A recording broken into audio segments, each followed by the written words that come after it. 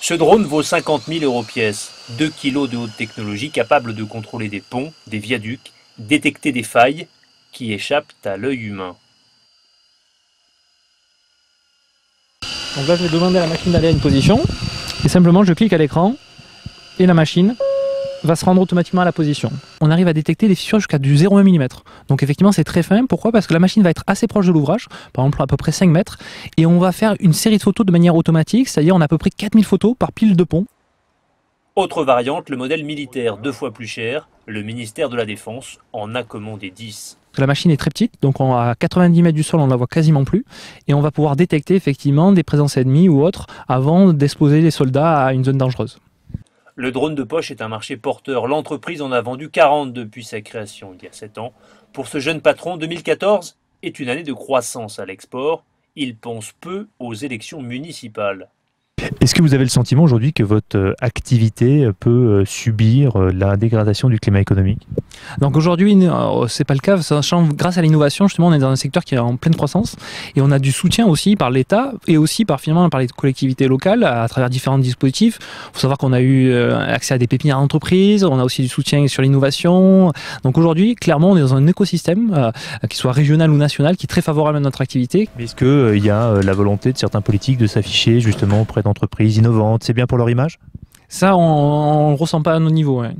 On n'a pas aujourd'hui, on va dire, c'est pas le cas. Ouais.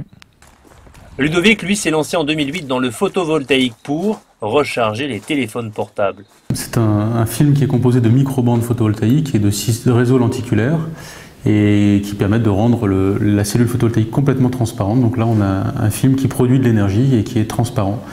Et donc appliqué sur l'écran d'un téléphone mobile, ça permet au téléphone de se recharger et de produire de l'énergie. L'entreprise vise l'équilibre l'année prochaine. Elle mise sur les pays émergents. Là, c'est des investissements qui sont très importants et donc c'est forcément des géants mondiaux qui peuvent porter cet investissement. On le voit très bien aux États-Unis, on le voit très bien aussi en Asie, en Chine, à Taïwan, au Japon ou en Corée.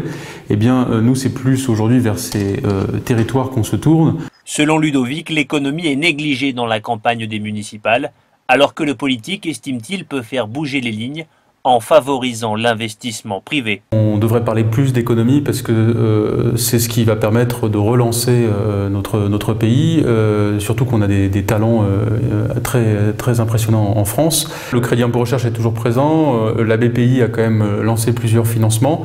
Ceci étant, derrière, est-ce qu'il y a les investisseurs privés qui sont présents, parce que l'État ne peut pas non plus apporter tous les fonds. Et là, en capital risque en France, on a quand même une vraie problématique.